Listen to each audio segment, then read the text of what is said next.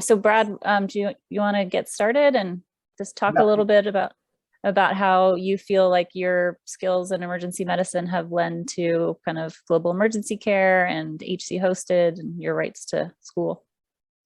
yeah. So as I think some of you were here, some weren't. At University of Arizona. I've been here about 9 years as faculty, did a fellowship in Utah for global emergency medicine capacity development, and was UConn for residency, which is HCU for med school, and have always been an advocate, really looking back on it from time since high school.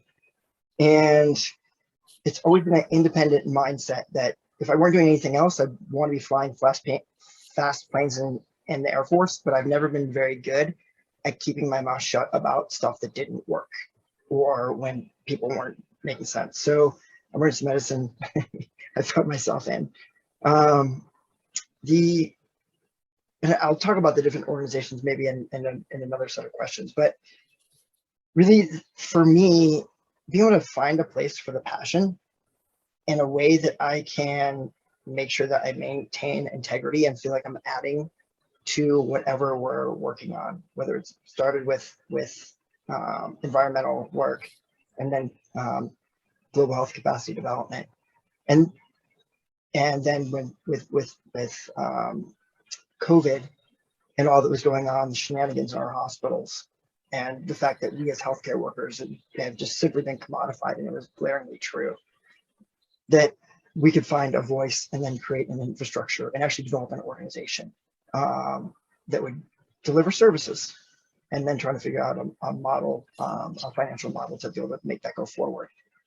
As you indicated earlier, and as I think been mentioned even in this panel so far, our brains get so much bigger. This has been the most humbling last 10, 15 years I could have ever imagined, and especially the last year and a half.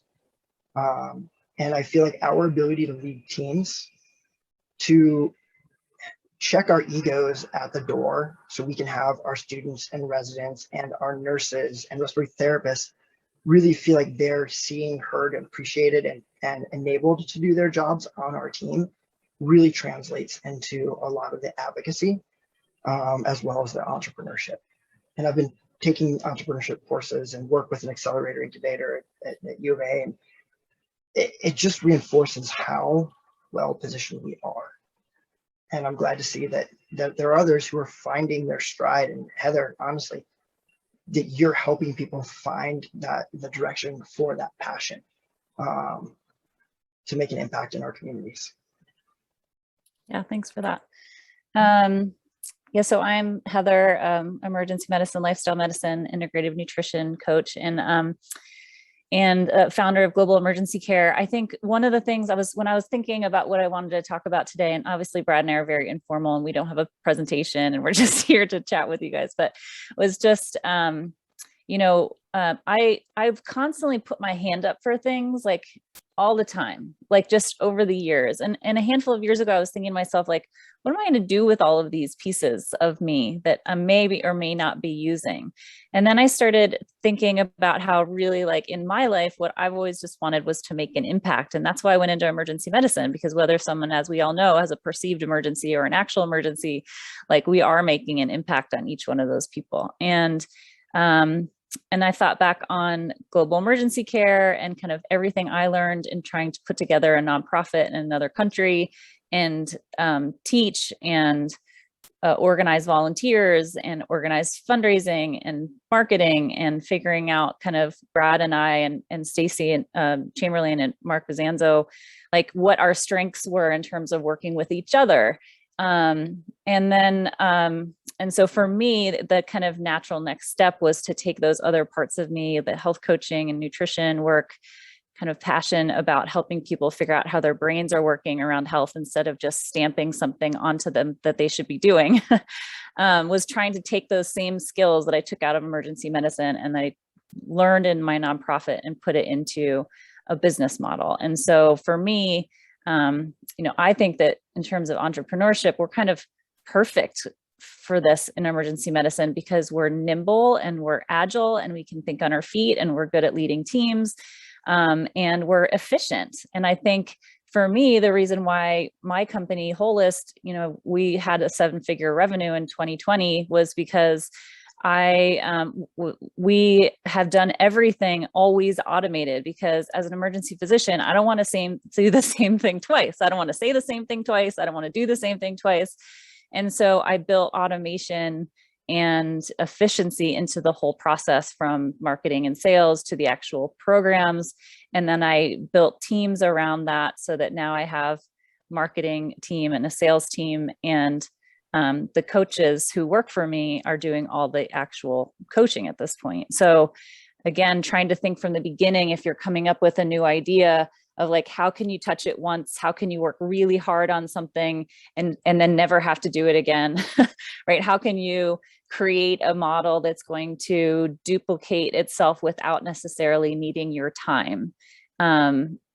Because, nobody wants to have just another job where you have to be present all the time, Others especially good at that, I think, more so than most of us. And I appreciate you sharing those secrets. I think many of us are still trying to figure out how to operationalize that and come up with the roadmaps for it.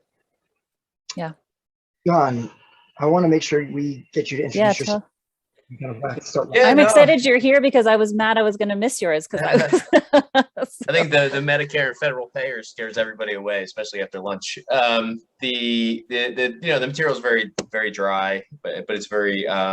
What I think we miss out on as physicians is any kind of billing course or education in school and or residency, to the point where we don't even understand what's being billed in our name, day one out of residency, and you feel like you have handcuffs and you're stuck in a job that you may not be stuck in. And, one day I was I did a Democratic group that was Democratic out of Abington, Pennsylvania, and then fought for team health, went down to Tennessee to kind of go to the belly of the beast and see what this was all about. Totally disenchanted after residency, which I loved, into the real world emergency medicine CMG led groups. And I was reading an article in the Wall Street Journal and New York Times about American Well. And American Well is a telemedicine platform that's venture backed, that has tons and tons of money, and was started by 2 Harvard MDs that never practiced a day in their lives. And I'm in the middle of outside of Knoxville, Tennessee, doing a 14-hour shift at 4 o'clock in the morning, saying, what the hell am I doing with my life? And, making hourly wages or whatever, away from my family and my newborn. So it prompted me just to start to think and say, how did we get here? How did I get here? I went into medicine to become autonomous, and now I'm a corporate cog. So, and I picked emergency medicine because I loved all the differentials and the variety. So I started to just study and kind of like, I went on Wharton's websites and started looking at podcasts and started listening to people who were successful and what did they do and what was ROI, return on investment, and how does that all make sense? And then what am I producing financially and where can I reproduce that? The way I found my way was by networking, starting to voice what my frustrations were, talking to anybody that would listen, and that's family, friends, whoever.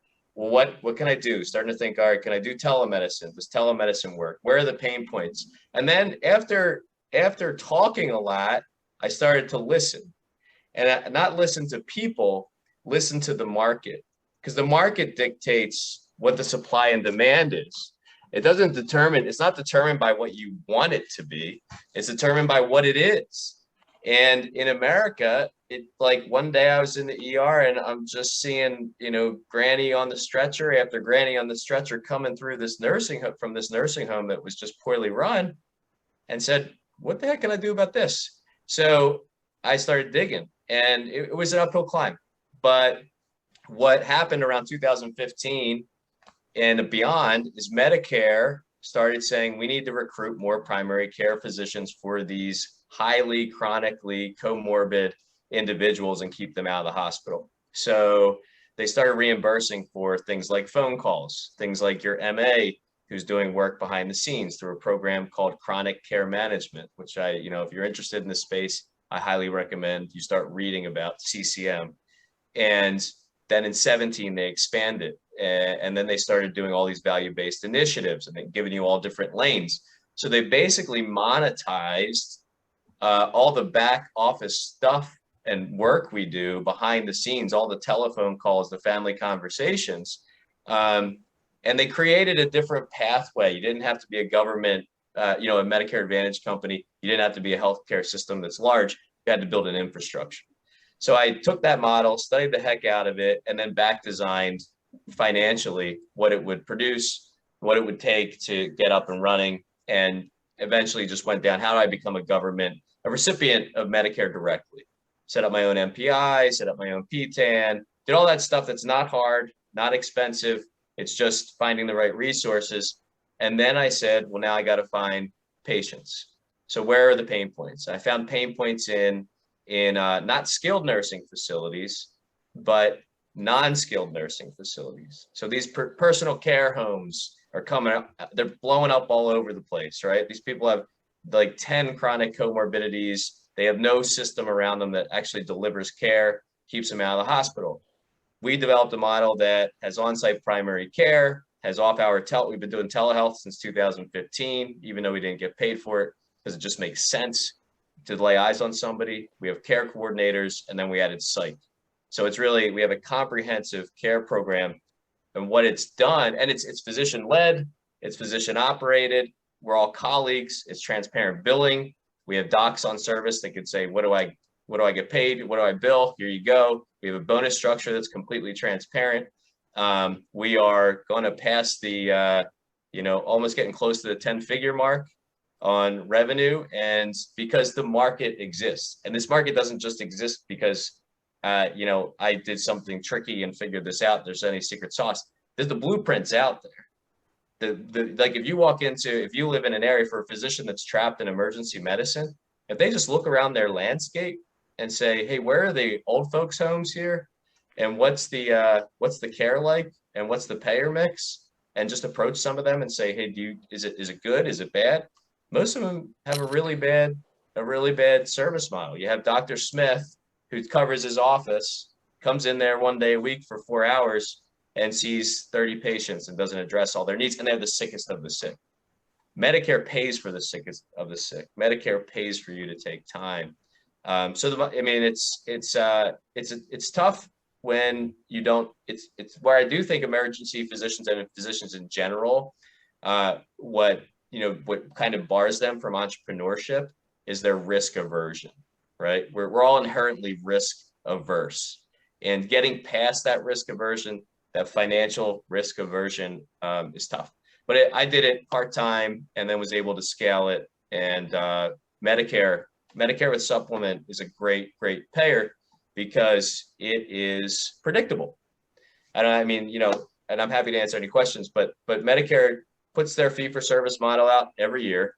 There's a website you can go on and see exactly what they pay and what region of the country you live and what you're going to get reimbursed. And then if you can actually do heat mapping of the Medicare patient population in your area and compare that to the primary care availability in that sense. To give you an example, when we were early on, I bought a practice in the panhandle of Florida because there's a paucity of primary care physicians and there's a dearth of traditional Medicare beneficiaries with supplement. We stood the practice up. It was a hit. 10 months later, a hurricane came in and blew the building away. So I was literally flying down there every week, working 3 days a week and flying back home to New Jersey. But we persisted. But that's where you can do market analysis to help yourself out if you're saying, is this a good fit for me, or is my fit some other geography? So, it's very detailed, but I don't want to bore you guys. I'd rather just answer questions if there are any questions. That's great. Thanks, John. It's really interesting. Brad, do you want to talk a little bit about HCW hosted? So, yeah. Maybe we can just take some questions a bit too. So yeah, I think really starting with global emergency care and understanding from that kind of advocacy perspective, and I think playing off John's ideas about building a solution. That's where we started. One of our colleagues and founder, Mark Zanzo, traveled down to Uganda during residency, did rotation in this rural hospital, and there were no services. And so we're trying to figure out how do we actually build a model to train folks who are local to be providing those services. Because kind of mission-based. We were a lot more naive than that. We literally went and we were like, we should run some marathons and build an emergency department. And then we did that. And then we're like, oh, who's going to work here? Then we were like, oh, I guess we should train them. Right. And then here we are 15 years later. But having an organization trying to figure out how to catalyze emergency care. And so now we have created the training programs, have had folks graduate, are still working on trying to figure out how to get them integrated in, thank you, Heather, into the national system, and have helped facilitate 2 emergency medicine residency programs, and then are working with the other stakeholders in the space. We were literally the first stakeholders in the space.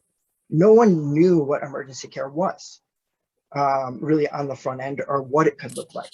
And that was 2008, 2009 time period.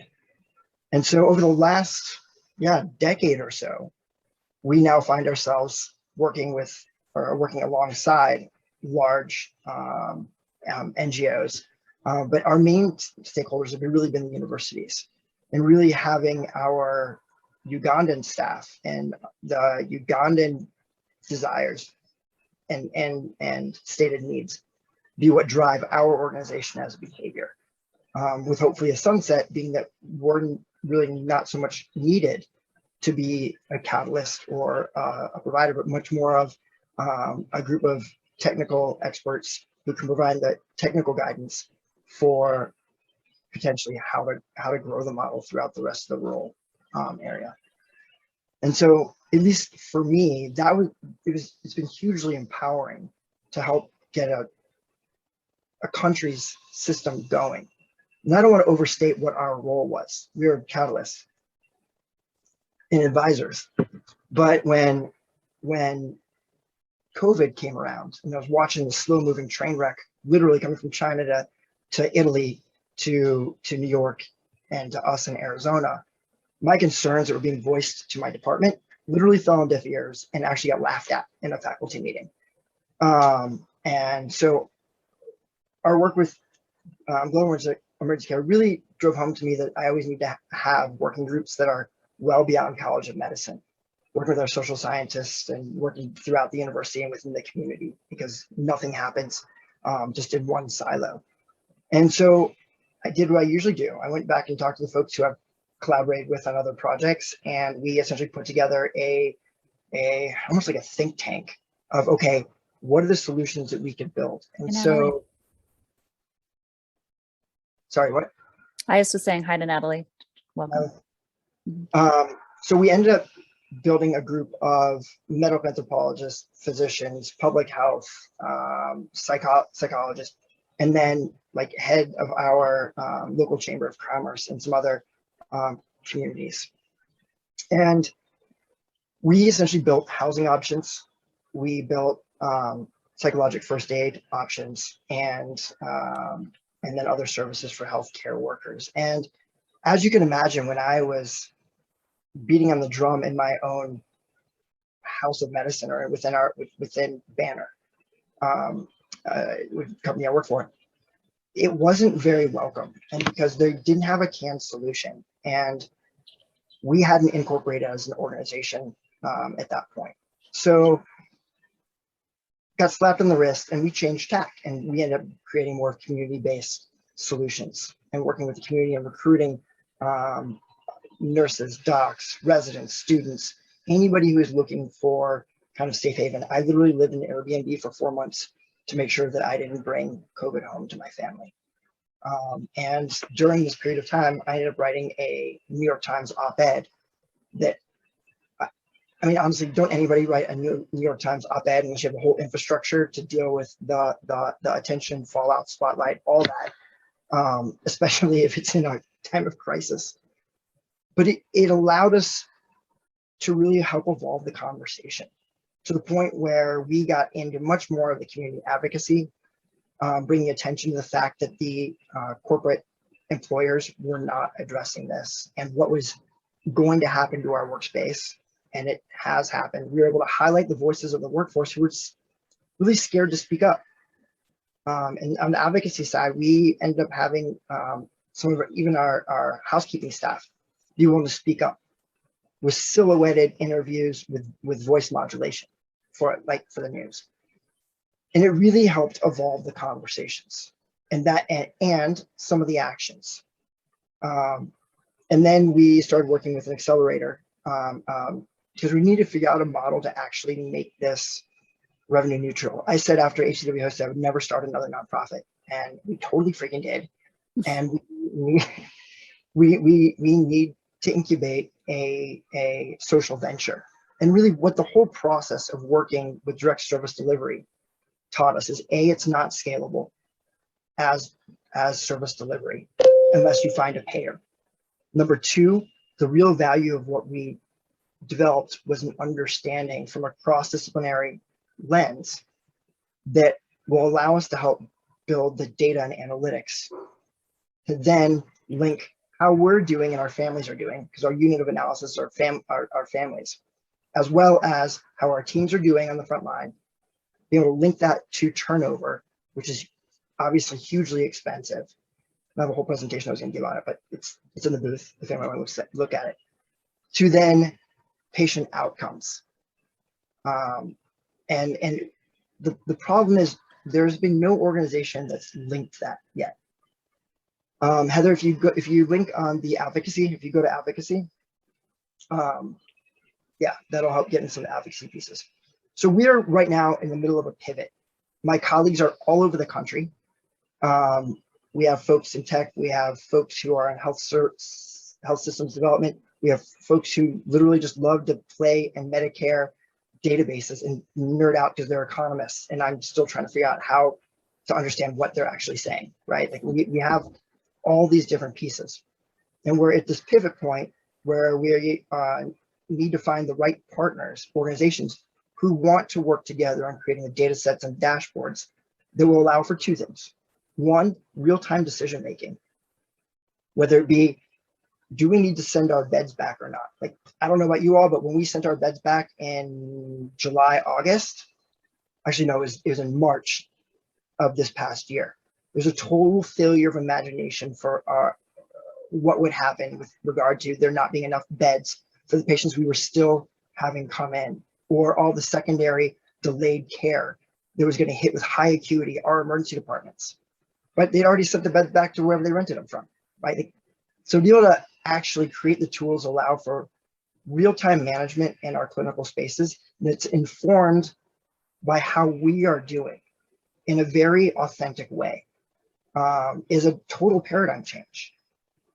We also identified that long-term care facilities were actually probably the best place to start because they have been in the most challenged position. That to be able to show benefit with the lowest paid workers, with the highest turnover, would be most beneficial, because if you can show that works there, then you can show that this model of data and data analytics, and then eventually the big data side, will actually be of value to the larger system. So we're still in the pivot on how we're going to do that, but that's something that can be put on a shelf for a bit. And I've been obviously working with Take Medicine Back and taking everything I've learned from GEC and HCW hosted. And then, I don't know if you all, did you guys see the news today or yesterday that the Arizona the ban against mask mandates was overturned because it's found to be unconstitutional? That was our Right to Safe Schools Arizona team. 2 of the 9 on our team are listed plaintiffs. And so with each stage, with each organization I've been working with, it's been a step up in understanding the levers and buttons that we can push, understanding that we need to have transdisciplinary teams with complementary skill sets, that we need to have at the very foundation, these teams be made up of people with high levels of integrity, and that having that integrity means tested. And I think Heather can agree that our global emergency care core team we are literally like family. That we have been very, very battle tested. And while taking that to scale in larger organizations is challenging, you create the institutional culture at the very beginning. And then you figure out how to grow it and maintain it and create the checks and balances accordingly. But with Right to Safe Schools Arizona, understanding just how much we need to understand the politics of both those who actually have the force and the levers, as well as the audience. We're in freaking Arizona. We have been able to get people to rally around masks who you wouldn't expect. In a similar way that we've been able to get physicians to rally around the one thing that 96% of us agreed upon, maybe ever, and that's vaccination for COVID.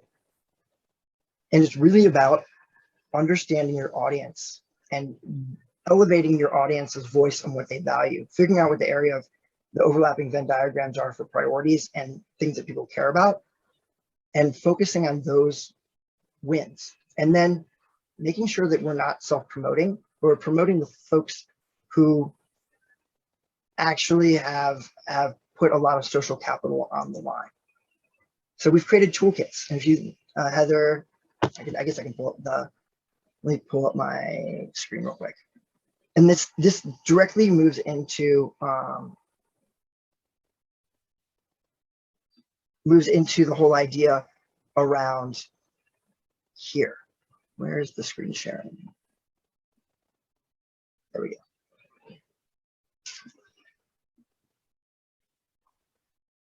All right, so you guys can see, is it the whole desktop or is it just that window? It's your desktop. All right, I have multiple screens, fortunately, because the rest of them are a freaking mess. So actually, let me see.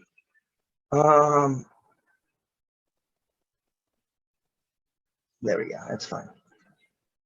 So the reality that we now, like HCW hosted, we actually have opportunities for healthcare workers to step up and speak at school boards, right? Most of us have been scared to step out. The fact that some of us have emboldened others.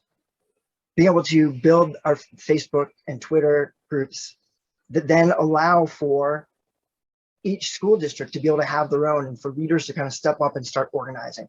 It doesn't need to be owned or run by us. It's not. We're not a membership structure or whatever. We're all volunteer. But the fact that we're able to kind of bring and aggregate the resources that teams can use to go talk to their schools about ventilation, about masking, about testing, et cetera, has been very crucial in lowering that activation energy, if you will, that's needed. And I just feel like we have a ton to learn for Take Medicine Back from these different components, and figure out how to move this complex mess along a spectrum of progress, understanding that there's so many players in this space who already have their priorities, and some that actually have some aspects that they're not going to be willing to let go or compromise on, and figure out how do we work in this space effectively if we're going to be a Take Medicine Back organization that ends up being impactful. And then for me personally, trying to figure out a revenue model for it. Not necessarily for the organizations, but as kind of Heather was addressing in the very beginning, what are these skill sets? What are the perspectives? What are the lessons learned? All actually provide as far as value add. And for me, it may end up well into being consulting, right? And I think if you want to get something up and going, then here's the teams I have to help provide insight and consult on this. We can't tell you, we're not experts in another space necessarily, right? We can't go to surgery and be like, here's what you're going to do in your space. It's a different population, it's a different audience, but we can share the types of approaches and types of tools that have been helpful in ours. And so I feel like that may be one of the entrepreneurial ways to approach it. And my partner and I, so part of the important piece is, at least on my end, my wife of almost 20 years just finished her doctorate in public health, was an educator for years, and we actually worked pretty well together.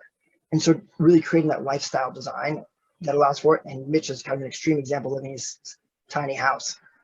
But really just kind of that thoughtfulness. If people are going to build in emergency physicians and otherwise, you're going to build in these advocacy and entrepreneurial pieces. You can't do it without thinking about the rest of the family. I'll tell you, hosted, we jumped in on both feet, and my personal life suffered hugely for it. And I know what I can do and can't do in the future in that regard. And trying to be able to mentor and help folks with trying to figure out what works for them and hear potential pitfalls is something that I feel like is exceptionally important. So yeah, so integrity, passion, complementary skills, knowing the stakeholders, and then creating space for their voices instead of us being a bunch of talking heads is crucially important in building a movement.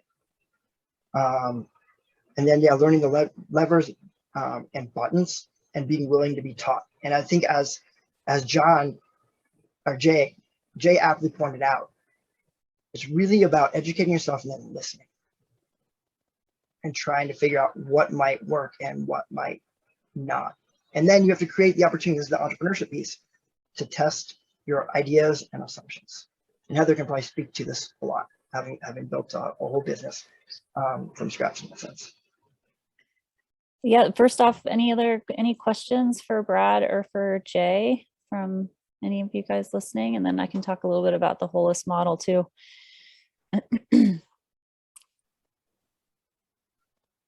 I just want to make a comment on the business models, because obviously Jay has a revenue producing model, and so do you, Heather. And and of course, that's all I ever do is stand in front of investors and say, oh, look, we're revenue producing. The Achilles heel for being a doctor in business is empathy. Empathy is not a good trait for a business person. Right? If you really think about it, a really competitive business person doesn't have a lot of empathy, right? They want to make sure that they're going to beat their competitor. So that's the only thing I should say intrinsically challenging for physicians in the role of being an entrepreneur. Everything else makes sense. We're very scientific. We make our decisions extremely quickly.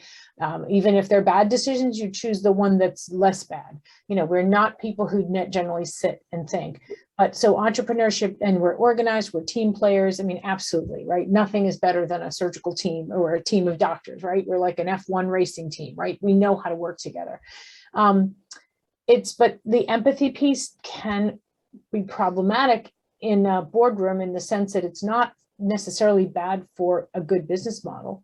It makes a great revenue model to take good care of your patients. Everyone's happy. I'm sure Jay will say that, right? I bet your patients are thrilled, right? That they have, and their families at these nursing homes are probably ecstatic that they're seeing a doctor, right?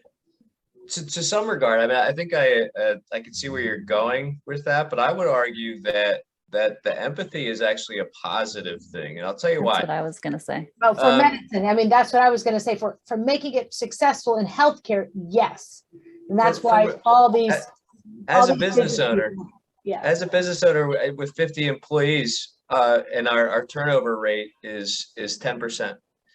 And the reason our turnover rate is 10% is because I am very empathetic to everybody. And I think if you want to go and you want to go down the pathway of trying to be the biggest whatever in your space and build the biggest business and be cutthroat and that sort of thing, yes, I don't think empathy is helpful. But I think a lot of people in this forum, including myself, my first goal in business was just to make as much money as I was making in emergency medicine and not be under the thumb of somebody that's never been at the bedside. Autonomy, right? Yeah, and that gaining that autonomy, that free, like I'm there, right? So and I love family time. I love everything that I do. I have 3 kids, forgot about my stepson, 2 dogs, and my wife, and like what it's allowed me to do is to feel alive again, and to feel meaningful and to be able to lead in a fashion that is empathetic to everybody. I don't call them employees, I call them team members, right? Because without them, there's no me. Without all of us, there's no what we built.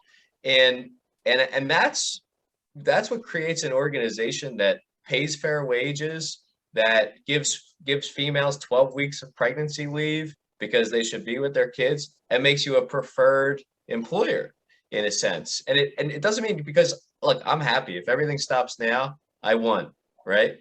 But I think a lot of physicians just need to know that if your mission is just to be free, your empathy is going to be one of your strongest selling parts. An independent physician who's totally empathetic is going to win out of any big corporation. I agree 100%. 9 times out of 10.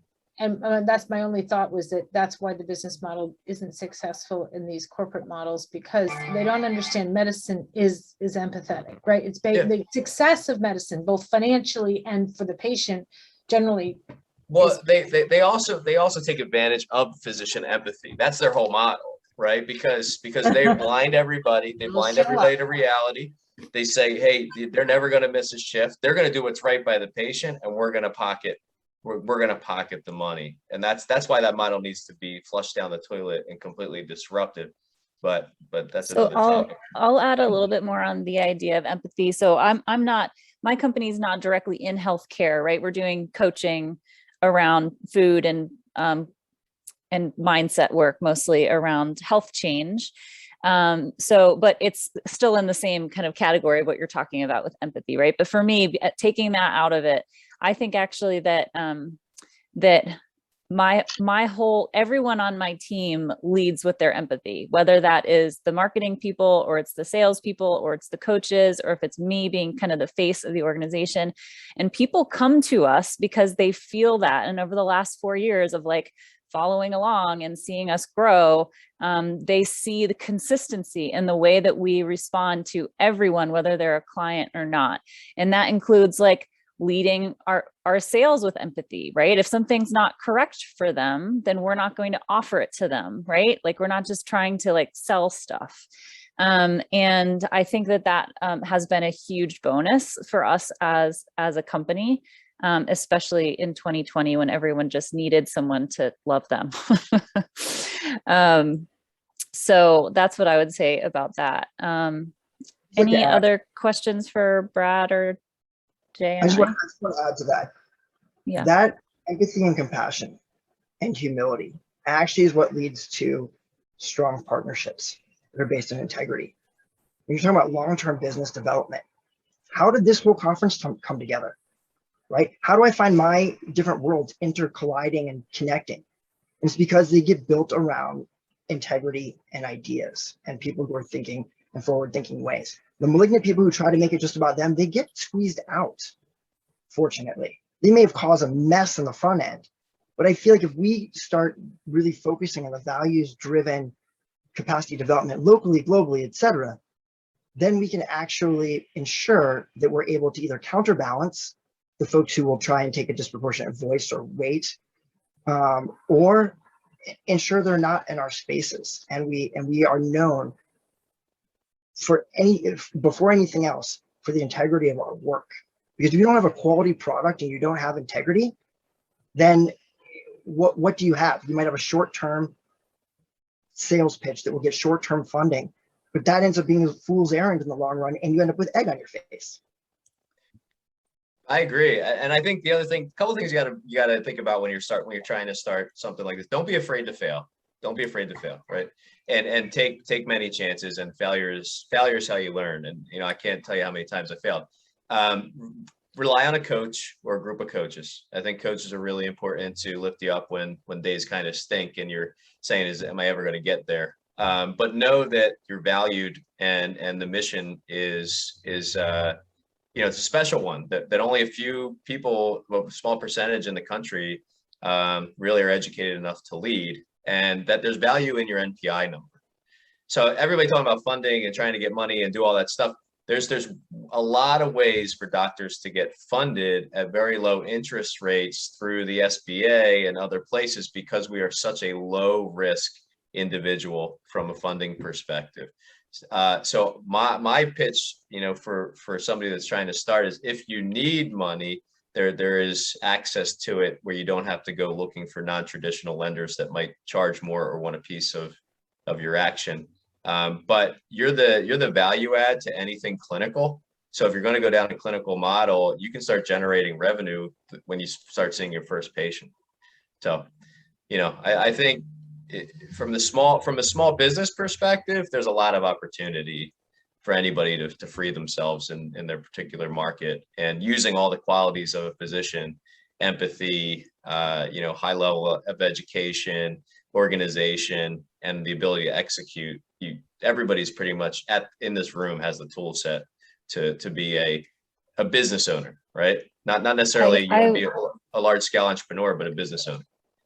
Yeah, I want to echo I want to, you know, echo what you said about the timing of it. Like, I think that people think that they have to go all in on something, and I don't recommend doing what I did and work 2 full-time jobs for 2 years. But if there is an opportunity for you to buy down some of your time in some way, or cut down on expenses in some way, so you can work less shifts and put your passion and energy into building something, they can be in parallel. They don't need to be one or the other. And as far as and then in terms of coaching, like 100%, like I can't even count the number of coaches that I've had over the last several years, whether it's business, whether it's marketing, whether it's sales, whether it's someone who taught me how to set up automations, you know, financial coach, a business coach. And it's like 100% always worth it if it's a good coach to invest that money into you. Because the thing that I run this company by myself. So I'm not sitting in boardrooms like asking people for money. So that's a little bit what's different. So, but for me, it's like, I understand every single piece of my business and can explain it to somebody because I got coached on it and learned how to do it instead of outsourcing it for someone else to do. And so while that took a ton of time and money and, you know, lots of learning things I didn't really want to learn at the time, I can make the sales calls. I can set up the automations for a new program. Like I can do the coaching if I need to. I can do all of those things. And I think that's the power of having personal coaching around this kind of stuff. So, so I put we have just a couple minutes, and I know Brad wants to say something else. I put the links into at least my affiliations, and then Brad's HCW hosted. John, if you want to put a link into where they can find you. And then, yes, Brad put in some plugs for donations for the nonprofits that we're talking about. Yeah, go ahead. And then Brad, if you want to stay, and then when we go back, if anybody wants to stay on and ask some questions, I'm not in a hurry, so. And here, just also let's put our email addresses in. Sure. And it's much easier to get me by phone or by WhatsApp. Heather, we just put my phone number in while I'm actually gabbing away for a second. Thank you. Sure. As far as future models for funding, really looking at the Impact Investing Network. The GIN.org is one that I'm going to be pushing and have been pushing. Getting to know the impact investing ecosystem, understanding there is a bunch of private equity in there, but it's not all private equity. This is coming from from Europe, most of it, but at least the models are. In places where healthcare is assumed, they're shocked at why we're in the situation we're in. And because we're actually able to measure impacts of our work, of our of caring for patients and looking at actual measurable outcomes. It boggles my mind why healthcare hasn't been more of a focus of the impact investing world. And I've got relationships in several different places and haven't really created the vehicle to utilize those yet, but I really highly encourage us to start thinking about that and strategizing about it in specific ways. As far as the nonprofits and the plugs, we, at least for HCW hosted, there's a grant we're going to be putting forward, but we're really just trying to keep the operational doors open until we are able to make that pivot appropriately. So I think we have like a fundraising goal of like 5 or 10,000. So it's modest, but thinking about building it as CSR, as partner development is something that we've been really thinking about and working on how to sort out. So people have ideas there. I feel like this group, not just this breakout room, but even more generally, are the kinds of places where we should be thinking about bouncing ideas off of each other on, hey, what could work, what not, because something is learned from all the different angles to make it effective. But I also feel at the same time, we need to bring in more expertise. We should have had a health economist there today. I mean, it'd be ideal. This is still early days, but kind of move in those directions. Medical anthropologists, sociologists, et cetera, if we're really going to be successful in changing paradigms. Thanks, Brad. Thanks guys for joining us and kind of listening to us gab on about our passions a little bit here. And again, before this closes, if you want to grab those, websites and emails off the chat, and I know I don't speak for Jay, but I know Brad and I are always happy to, get on Zooms with folks or get on phone calls. And I mean, we both know that we're all better together, right? So be happy to answer any questions, anything you have. And if you guys want to go back to the main room, that's great. I'll hang out here for a few minutes. These are relational endeavors. And that's where most of the business world gets it wrong, because they make it transactional. Yep. Thanks, guys.